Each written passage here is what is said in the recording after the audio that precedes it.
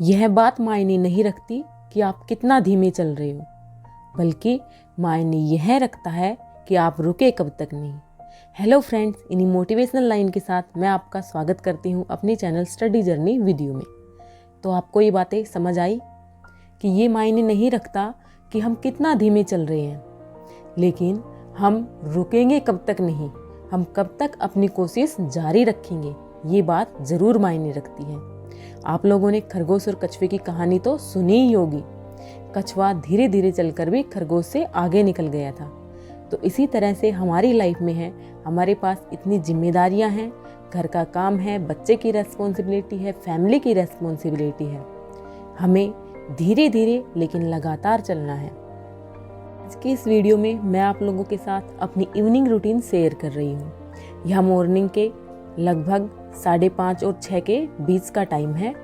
मैं थोड़ी देर बच्चों को पढ़ाती हूँ, उसके बाद फ्री हो चुकी हूँ और अपनी जो किचन है उसको क्लीन कर लिया है। देन उसके बाद वही सब्जी रोटी बनाने में मैं लग गई हूँ। आप लोग मेरे जो मॉर्निंग का जो रूटीन है वो तो काफ़ी बार देख चुके हैं, लेकिन आज आप लोग मेरा इवनिंग का रूटीन भी देख लीजिए। फ्रेंड्स, आज की इस वीडियो में आप लोगों ने थंबनेल में देखा होगा कि मैंने बताया है कि हम किस तरह से एक से ज़्यादा एग्ज़ाम्स को लेकर के किस तरह से प्रिपरेशन कर सकते हैं। मेरी काफ़ी फ्रेंड ने मुझसे पूछा है कि हम अगर 1 या 2 से ज़्यादा एग्ज़ाम की प्रिपरेशन करते हैं तो अपनी स्टडी को कैसे मैनेज करें। जैसे कि HTET, CTET, KVS, DSSB, NVS, Haryana screening, सब एग्ज़ाम एक साथ साथ आने वाले हैं। UP, TGT, PGT और भी बाकी स्टेट के एग्ज़ाम। तो अपनी प्रिपरेशन को किस तरह से कंटिन्यू रखें, क्योंकि हमारा माइंड डाइवर्ट होता है जब हमारे एग्ज़ाम आने लगते हैं। तो आज की इस वीडियो में मैं इसी टॉपिक पर बात करने वाली हूँ। जैसे कि अभी आपका HTET और CTET दोनों एग्ज़ाम आए हुए हैं, दोनों एग्ज़ाम आपके दिसंबर में होने हैं। इसी तरह से अभी KVS और DSSB का वेट कर रहे हैं, और देखना ये भी ऐसे ही वक्त पर आएंगे कि दोनों के प्रिपरेशन एक साथ चलेगी, दोनों के एग्ज़ाम एक साथ ही पढ़ेंगे। तो अपनी स्टडी को किस तरह से मैनेज करें। इसी तरह से हरियाणा स्क्रीनिंग का भी अभी आया था नोटिफिकेशन, लेकिन अभी फॉर्म शुरू नहीं हुए हैं। तो इन सब चीज़ों के बारे में हम आज की इस वीडियो में बात करेंगे। यहाँ पर आप लोग देखिए, मेरा जो काम था रात का वो ख़त्म हो चुका है और मैं अपने रूम में आ चुकी हूँ। लगभग 8:15 बजे का टाइम है और यहाँ पर अब मैं अपनी स्टडी करने लग जाऊँगी। तो चलिए फ्रेंड्स, हम जिस टॉपिक पर बातें कर रहे थे उसी टॉपिक पर अपनी बातें कंटिन्यू करते हैं। तो देखिए, हमें एग्ज़ाम रिलेटेड नहीं पढ़ना होता है, हमें सब्जेक्ट को पढ़ना होता है। जैसे कि फॉर एग्जांपल आप मान के चलिए कि जो HTET का एग्ज़ाम है, CTET का एग्ज़ाम है।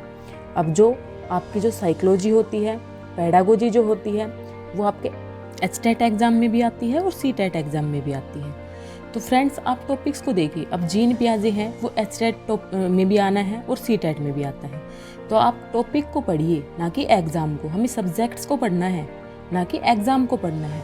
और जब आपका एग्ज़ाम पास में आ जाए तो उसी एग्ज़ाम से रिलेटेड आप लोग जो प्रैक्टिस सेट होते हैं उनकी प्रैक्टिस कीजिएगा, प्रीवियस ईयर कीजिएगा। ये सब आपको बहुत ही हेल्प करता है। यहाँ पर आप लोग देखिए, ये कुछ नोट्स हैं जो मैंने अभी निकाले हैं रिवीजन के लिए।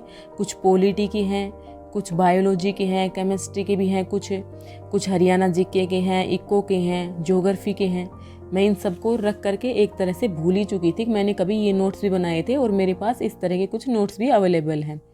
आज मैंने इन नोट्स को ढूंढा है और अब मैं आगे इन्हीं की प्रिपरेशन करने वाली हूँ। इनसे मेरा अच्छे से रिवीजन हो जाएगा। तो फ्रेंड्स, मैं आप लोगों को बता रही थी कि आपको किस तरह से जो आपके काफ़ी एग्ज़ाम एक साथ आ जाते हैं उनकी प्रिपरेशन को एक साथ लेकर के चलना है।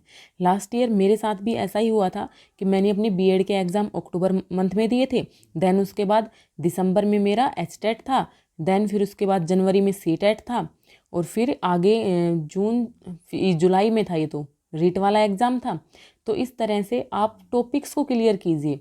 आप एग्ज़ाम के पीछे मत भागिए, सब्जेक्ट को पढ़िए। जैसे कि मान लो रीजनिंग को ले लें। रीजनिंग आपकी KVS में भी आनी है, DSSB में आनी है, हरियाणा में भी आनी है।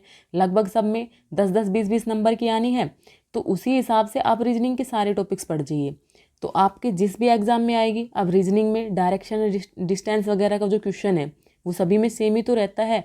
ये थोड़ी ना है KVS की रीजनिंग अलग हो जाएगी, DSSB की अलग हो जाएगी।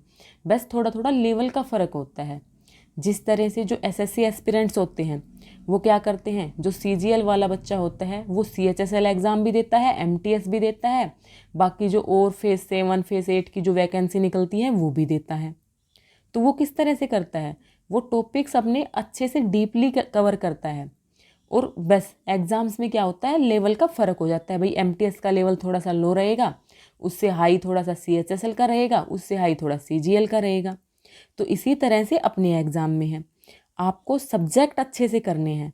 जैसे कि हिंदी है, आपके सभी एग्ज़ाम में आनी है, संज्ञा सर्वनाम विशेषण क्रिया, ये आपको सब में पढ़ने हैं।